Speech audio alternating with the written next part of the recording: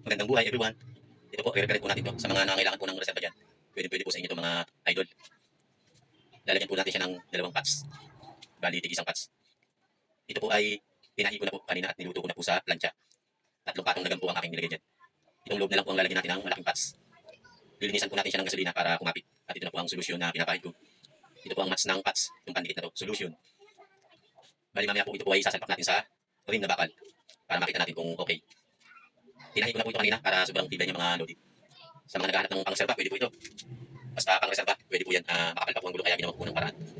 Kesa naman po itapon, bigyan natin ng halaga para kahit paano, maibitan natin kahit mura lang. Pero pwede po ito pang-reserva. Ito po ay aking tinahi. Dikit-dikit po ang aking pagkakatahi dito. Tapos niluto ko na po yan. Bali, 1 oras po yan nakasalang sa plancha. Tapos 3 patong po yung kanyang gam. Sobrang tibay nito mga lodi, pang-reserva. Mamaya po lalagyan po natin siya ng rim para makita natin kung okay. Pero bago po ako magpatuloy mga lodi, humihingi po ako ng inyong like, share, and follow. Yan. Maraming salamat po sa lahat ng mga tumatangkilik ng aking mga ginagawang content. Ito po ay para i-share ko rin po yung mga dapat gawin. Yan, bilang isang fireman.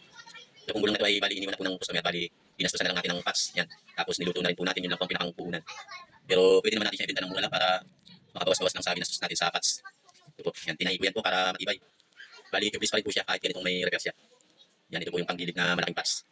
Yan, matibay po yan kasi may kahit. Tapos may luto pa sa labas. Tapos may malaking pots. Sobrang tibay nito mga lodi. Sa mga medyo nagtitipid sa budget, pwede po ito pang reserva. Dito, tubeless pa rin po naman siya. Mura lang po ang presyo natin dito. Sa mga nagtitipid yan, yan, ito po ikakabit na po natin siya sa rim para nakita na po natin kung anong resulta ng kanyang itsura pag may hangin na. Yan, dalawang rin po yung ikakabit natin bakal po na rim. At hahanginan lang po natin siya ng 40 para makita natin kung anong itsura niya pag may hangin na 40. Dito po natin siya isasalang sa tire changer machine para mabilis. Saglit lang po pag sinalang natin sa tire changer. Ito po. Nilamisan ko na po kanina yan mga lodi para madulas-dulas naman siya mga lodi ko. Habang pinakabit ko nga po ito, dumating po yung ating customer. Yan, medyo magpapavulcanize pero andyan po si Master. Gagawin po natin si Master. Yun, thank you po sa mga sumusuporta sa aking mga video. Lahat po ng aking mga friends, followers, viewers. At sa lahat po ng non-followers. Yan, mahalaga rin po sila sa atin. Yan. Ito po, matatapos na po tayo mga lodi. 40 PSI lang po ang ating kakarga. Para malaman natin kung ano itsura niya mga lodi ko. Yan, patuloy niyo po sanang suportahan ang aking mga ginagawang content. Ito po, hangin na po natin mga lodi. Diretso binta na po ito, pati rin, kasama rin. Para once na may maganap ng pang-reserva na wala siyang dalang rim, pwede na ito sa pang-L3. Pang-L300 van, yan basta 5 volts, pwede ito.